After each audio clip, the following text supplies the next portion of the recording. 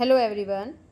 आज हम fourth class की गणित की पाठ्य पुस्तक गणित का जादू में दिया गया चैप्टर 3 भोपाल की सैर को अच्छे से सॉल्व करना सीखेंगे। सभी बच्चे वीडियो को शुरू से लेकर अंत तक पूरी देखें और अगर आप अभी तक चैनल का हिस्सा नहीं बने हैं तो मेरे चैनल ऑनलाइन स्टडी हब को सब्सक्राइब भी करें। अगर वीडियो अच्छी लगती है तो इसे लाइक करें, दोस्तों के साथ शेयर भी करें। तो देखिए, एक बार शुरुआत करते हैं। एनसीईआरटी की बुक है ये और उसका चैप्टर है 3 भोपाल की सैर। आज सुगंधा बहुत खुश है। उसके स्कूल के सभी बच्चे अध्यापकों के साथ भोपाल घूमने जा रहे हैं। मीनाक्षी मैडम और राकेश सर बात कर रहे हैं कि कुल कितनी बसें चाहिए। मीनाक्षी मैडम कहती हैं कि हमें 4 बसें चाहिए। अब राकेश सर कहते हैं कि मुझे लगता है कि 5 की ज़रूरत पड़ेगी। अब मीनाक्षी मैडम कहती है हर बस में 50 सीटें हैं। राकेश सर ने कहा कि पहले पता कर लें कि कितने बच्चे जा रहे हैं। अब ये मीनाक्षी मैडम और राकेश सर के बीच बात होती है। मीनाक्षी मैडम कहती है कि 4 बसें चाहिए और राकेश सर कह रहे हैं कि उन्हें 5 बसों की ज़रूरत पड़ेगी। तो अब देखिए, एक बार पहले ये बच्चे देख रहे हैं कि कौन सी क्लास से कितने बच्चे जा रहे हैं। तो यहाँ पर कक्षा फर्स्ट के 33 बच्चे जाएंगे, सेकंड क्लास के हैं 32 बच्चे, थर्ड क्लास के हैं 42 बच्चे, फोर्थ क्लास में हैं 50, फोर्थ क्लास के 50 बच्चे जाएंगे और फिफ्थ क्लास से 53 बच्चे जो हैं वो जाएंगे। अब जब हम इनका टोटल करते हैं तो ये कुल हो जाता है 210 बच्चे। अब यहाँ पर है ये कि क्या हमें 4 बसों की ज़रूरत पड़ेगी। अगर एक बस में 50 बच्चे जा सकते हैं तो 4 बस में कितने जाएंगे। तो देखो, एक बस में 50 बच्चे हैं। देखिए एक बार, एक बस में 50 बच्चे जाते हैं तो 4 बस में कितने जाएंगे। इसके लिए हम गुना करेंगे, 50 को 4 से गुना करेंगे तो आ जाता है हमारा 200, यानी कि 4 बसों में 200 बच्चे जो हैं वो जाएंगे। लेकिन बच्चे कितने जाना है, तो कुल मिलाकर बच्चे तो हमारे पास 210 बच्चे जा रहे हैं, है ना। अब इसने आगे कहा है कि अगर उन्हें 4 बसें मिलती तो कितने बच्चे बैठ पाएंगे। अगर 4 यानी बसें हैं और 50-50 हर बस में 50-50 बच्चे जाते हैं तो टोटल बच्चे 200 बच्चे जा पाएंगे, है ना। लेकिन हमारे पास बच्चे हैं 210 जाने वाले और जाएंगे 200 बस में, ठीक है। तो कितने बच्चे रह जाएंगे, 10 बच्चे रह जाएंगे। अब इस बात पर यहाँ पर है कि थोड़े से बच्चों के लिए हम बस और नहीं मंगवा सकते और हम मिलजुल कर बैठ जाएंगे। अब आगे यहाँ पर बसों के इंतज़ार में, यहाँ पर देखिए, यह है बसों के इंतज़ार में। साहिबा बार बार लाइन से बाहर निकलकर देख रही थी कि बस आ रही है या नहीं। अचानक वह ज़ोर से चिल्लाई, अरे मुझे बस दिखाई दे गई है, भागो, खिड़की वाली सीट पर कब्जा करो। दूसरे बच्चे भी जोश में आकर उछल कूद करने लगे। लेकिन रुको, ये क्या, ये बसें तो बहुत छोटी है। यहाँ पर ये जो है मैडम बोलती हैं कि ये क्या, बसें तो बहुत छोटी बसें आई हैं। यहाँ जब हम ये पिक्चर देख रहे हैं तो यहाँ हमें क्या दिखाई दे रहा है, बच्चे हैं और कतार में लगे हुए लाइन में किसकी इंतज़ार कर रहे हैं, ये बताओ। हाँ, बसेस की इंतज़ार कर रहे हैं, है ना। लेकिन अब इन्होंने क्या देखा कि बसें तो छोटी है। यहाँ पर देखिए, अब बहस शुरू हो जाती है।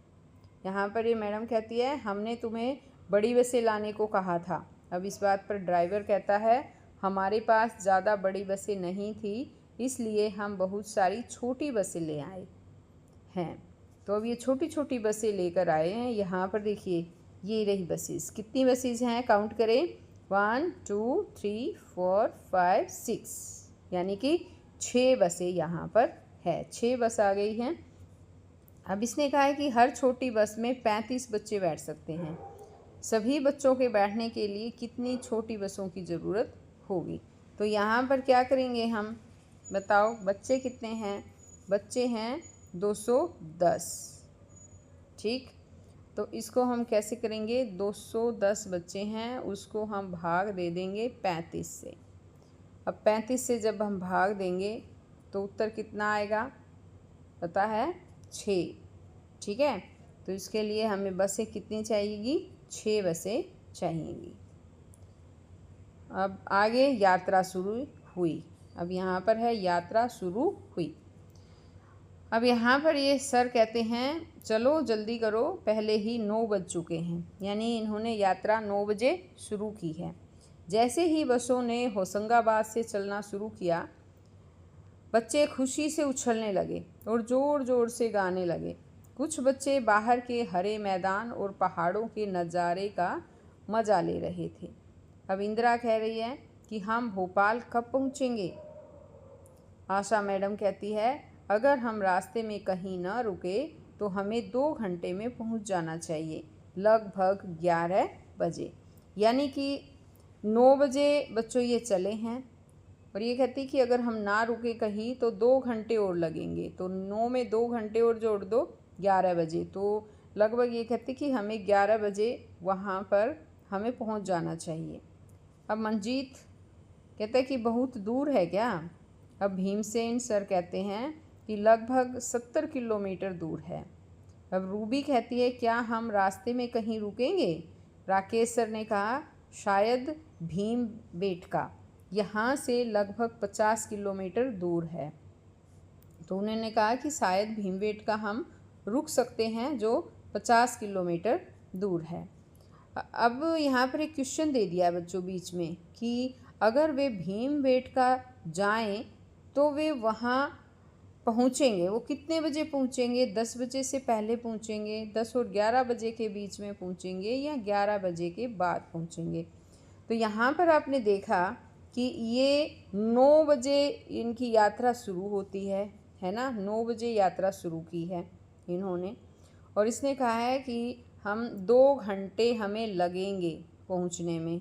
ठीक है, तो 11 बजे वो पहुँचेंगे अगर कहीं नहीं रुके तो, क्योंकि भीमसेन सर कहते कि 70 किलोमीटर दूर है, लेकिन भीमबेटका 50 किलोमीटर दूर है, तो भीमबेटका जो है वो शुरू में ही पहले ही आ जाएगा, यानी 11 बजे से पहले ही वो आ जाएगा।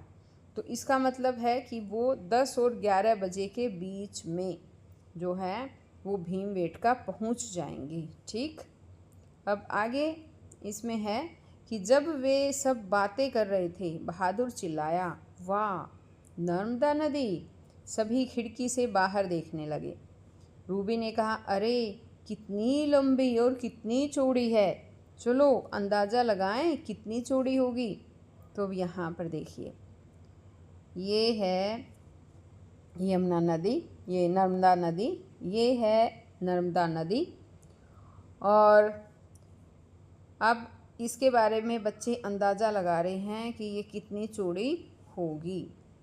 अब इस बात पर गोपी ने कहा 100 मीटर नहीं और भी ज़्यादा, पता नहीं कितनी। अब विक्टोरिया कहती है यह ज़रूर ही आधा किलोमीटर से ज़्यादा होगी। आशा मैडम ने कहा देखो यहाँ लिखा है यह पुल 756.82 मीटर लंबा है, इसलिए हम अंदाज़ा लगा सकते हैं कि नर्मदा लगभग 500 मीटर चौड़ी होगी। अब इसमें ये वाला क्वेश्चन है क्या विक्टोरिया सही थी? तो यहाँ पर देखिए विक्टोरिया ने कहा है कि ज़रूर ही आधा किलोमीटर से ज़्यादा होगी, है ना, आधा किलोमीटर कहा है उसने। और यहाँ 1 किलोमीटर जो होते हैं, 1 किलोमीटर में 1000 मीटर होते हैं, है ना, और आधा किलोमीटर में इसका आधा यानी कि 500 मीटर होते हैं। अब इसने यही कहा है कि हम अंदाज़ा लगा सकते हैं कि नर्मदा लगभग 500 मीटर चौड़ी होगी, है ना। तो ये विक्टोरिया ने सही कहा है, आधा किलोमीटर। आधा किलोमीटर का मतलब क्या होता है? 500 मीटर, है ना। तो विक्टोरिया बिल्कुल सही है। अब आगे इसमें है सदफ। अब सदफ कहता है कि मैं तो सोच भी नहीं सकता 500 मीटर। अब आशा मैडम कहती है कि देखो हमारी बस लगभग 5 मीटर लंबी है। सोचो इस पुल पर एक के पीछे एक कितनी बसें खड़ी हो सकती है। तो अब यहाँ पर देखिए, ये पुल है 500 मीटर, ठीक है, और 5 मीटर लंबी बस है। तो इसके लिए क्या करेंगे, 500 को 5 से हम भाग कर देंगे। तो ये कितना आ जाएगा, 5 एकम 5, भाग करना आता होगा आपको बच्चों। ठीक है, तो ये कितना आ गया, 100, यानी कि 100 बसें जो है वो आ सकती हैं। अब है, क्या तुमने कभी किसी लंबे पुल को पार किया है? अगर किया है तो हाँ लिखेंगे। वह लगभग कितने मीटर लंबा होगा, तो उसका भी आपको लिखना है, कितना मीटर लंबा पुल था ये आपको खुद लिखना है। आगे है, फिर सभी बच्चे पुल से नीचे झांकते हुए नदी को देखने लगे। अब राकेश सर कहते हैं, अब पानी का स्तर काफ़ी नीचा है, यह पुल से लगभग 40 मीटर नीचे होगा। अब आशा मैडम कहती है, लेकिन मैंने इस पानी को बरसात में देखा है, तब यह बहुत ऊपर तक आ गया था, तब तो यह पुल से लगभग 15 मीटर नीचे था। अब इसमें दिया है कि नर्मदा के पानी के स्तर में बरसात वाले मौसम और अब के मौसम के बीच कितना अंतर है। तो यहाँ पर इसने क्या कहा है, पुल से, यहाँ पर है कि अब पानी का स्तर काफ़ी नीचा है, पुल से 40 मीटर नीचा, ठीक है, लेकिन जब बरसात हुई थी ये कहता है तो पुल 15 मीटर नीचे था। तो हम क्या करेंगे, 40 में से 15 घटा देंगे, कितना आ जाएगा, 25, है ना। तो ये इन दोनों के अंदर अंतर जो है मौसम में, बरसात वाले मौसम में और अब के मौसम में अंतर है 25 मीटर। ये 25 मीटर उत्तर आ जाएगा। अब आगे इसमें है, बच्चे नदी के बारे में थोड़ी देर तक बातें करते रहे। ये नदी है, बच्चे जो हैं नदी के बारे में बातें करते रहे। अब इसमें आगे नेक्स्ट है, यहाँ पर अचानक एक झटके से के साथ बस रुकी। ओ पेट्रोल पंप, 2 बसों में डीजल डलवाना होगा। सभी बसें एक लाइन में खड़ी हो गई। बच्चे खिड़की से गर्दन बाहर निकाल कर देखने लगे कि डीजल कैसे भरा जाता है। कुछ बच्चे नीचे उतर आए ताकि वे पास से देख सकें। हर एक बस में डीजल भरने में 15 मिनट लगते हैं और 2 बसों में डीजल भरवाना है, इसलिए वे लोग वहाँ लगभग 10 मिनट रुकेंगे। तो कितने मिनट रुकेंगे बच्चों, देखो एक बस में जब डीजल भरवाते हैं तो 15 मिनट लगती है, और हमें 2 बसों में तो 15 जमा 15 कितना हो जाएगा, 30, यानी 30 मिनट लगेंगे। इसका मतलब है 30 मिनट का मतलब है कि उन्हें पहुंचने में 30 मिनट देरी हो जाएगी, यानी 30 मिनट की देर हो जाएगी पेट्रोल भरवाने में। अब आगे ये कहता है, यहाँ पर देखिए एक बार नीचे, ये देखिए पेट्रोल पंप यहाँ पर दिखा रखा है और ये बसेस हैं यहाँ पर, इसमें पेट्रोल डलवाया जा रहा है। कुछ बच्चे खड़े हैं, ये बच्चे देख रहे हैं कि किस तरह से पेट्रोल जो है वो डाला जा रहा है, किस तरह से पेट्रोल डालते हैं।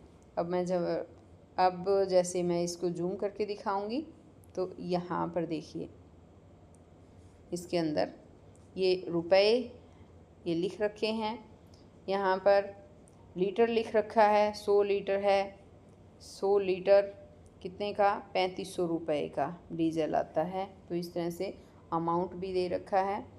अब यहाँ पर बच्चे क्या कहते हैं, बच्चे कहते हैं कि अरे इसका पेट इतना बड़ा है, यह तो पहले ही 100 लीटर ले चुका है, इसलिए हमें डीजल के लिए 3500 रुपये देने पड़ेंगे।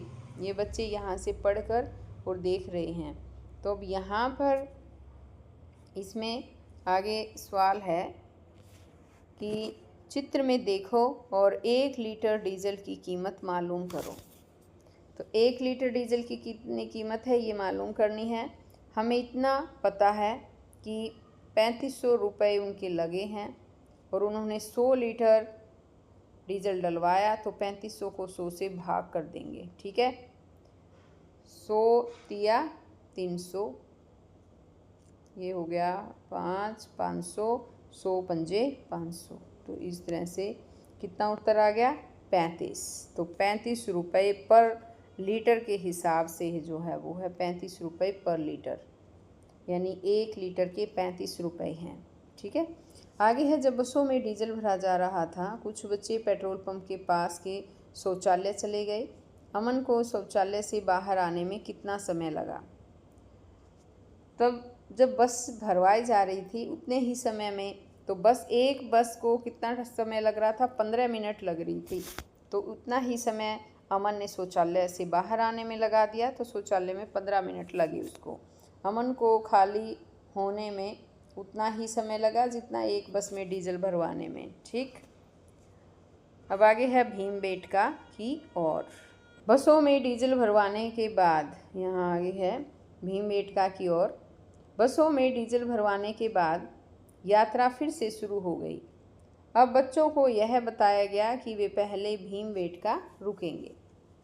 अब अंजन कहती कि भीमबेटका क्या है?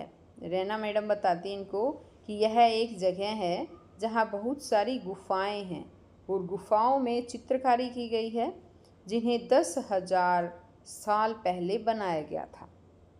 अब सुमन तो कहता है 10,000 साल, मैं तो 1,000 साल पहले के बारे में भी नहीं सोच सकता। अब गोपी कहते हैं कि ओ 1,000 साल तो बहुत होते हैं, मैं तो 100 साल पहले के बारे में भी नहीं सोच सकता। गौरी कहती कि मैं 100 साल के बारे में सोच सकती हूँ क्योंकि मेरे पिताजी की दादी माँ 100 साल की है।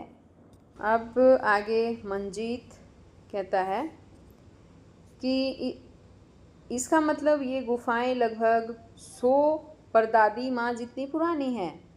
सभी जोर जोर से हंस पड़े, हा हा हा। बच्चे गुफाओं में की गई चित्रकारी को देखना चाहते थे, लेकिन 11 बजे वे भीमबेटका पहुंच गए। कमाल है, 100,000 साल पहले भी वे इतनी अच्छी चित्रकारी कर सकते थे, वो भी चट्टानों पर। ये चट्टानें हजारों साल पुरानी हैं। तो यहाँ पर देखिए ये चट्टानें दिखाई गई हैं जो कि हजारों साल पुरानी चट्टानें हैं। अब आगे यहाँ पर शंकर कहता है कि इस चित्र में बहुत बड़े बड़े सांड बने हैं।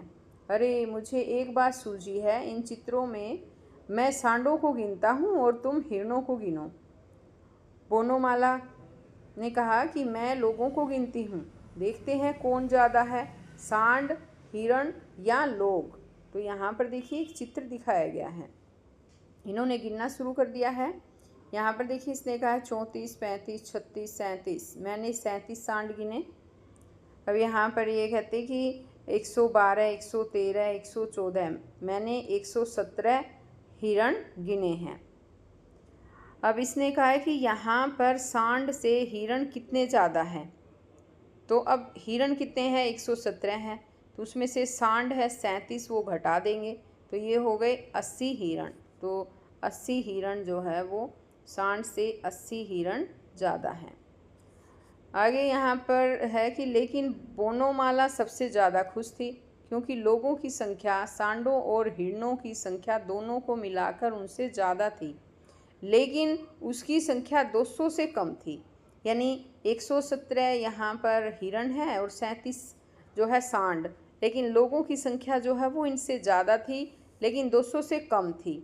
तो अब इसने कहा आगे यहाँ पर 200 से कम थी, तो सांड और हिरण कितने हो गए? टोटल करेंगे एक बार, दोनों मिलाकर थी तो ये 154 थे। उसने कितने लोगों को गिना था ये बताना है। तो 200 से कम थी तो ये वाला जो है 214 तो हो नहीं सकता। अब आगे है 154, 154 कहा इसने, तो सांड और हिरण दोनों मिलाकर 154 है, तो इनसे तो ज़्यादा थी तो ये भी नहीं हो सकता। ये 134 ये भी नहीं हो सकता क्योंकि ये तो बहुत कम है। तो 177 जो है ये आंसर सही होगा क्योंकि ये संख्या 200 से कम है और 154 से ज़्यादा है। ठीक। अब आगे इसमें है, गाइड ने बताया कि यहाँ कुल मिलाकर 600 गुफा चित्र हैं। अब भीमबेटका से चलने का समय हो गया था। वे वहाँ लगभग 1 घंटा बिता चुके थे। कितने बजे होंगे? वो 11 बजे पहुँचे थे, तो वो उस टाइम अब है ना 1 घंटा वहाँ बिताया, तो वो 12 बज चुके थे। ठीक है, आखिरकार अब वे भोपाल की ओर चल पड़े। अब उन्हें वहाँ 1 घंटे से भी कम समय में लगभग 1 बजे पहुँच जाना चाहिए। अब आगे आता है उनके भोजन का समय। तो बच्चों, आगे के सवाल हम नेक्स्ट वीडियो में ही अच्छे से समझेंगे। आगे फिर हम मिलेंगे नेक्स्ट वीडियो में इस रिमेनिंग पार्ट के साथ। तब तक के लिए बाय बच्चों।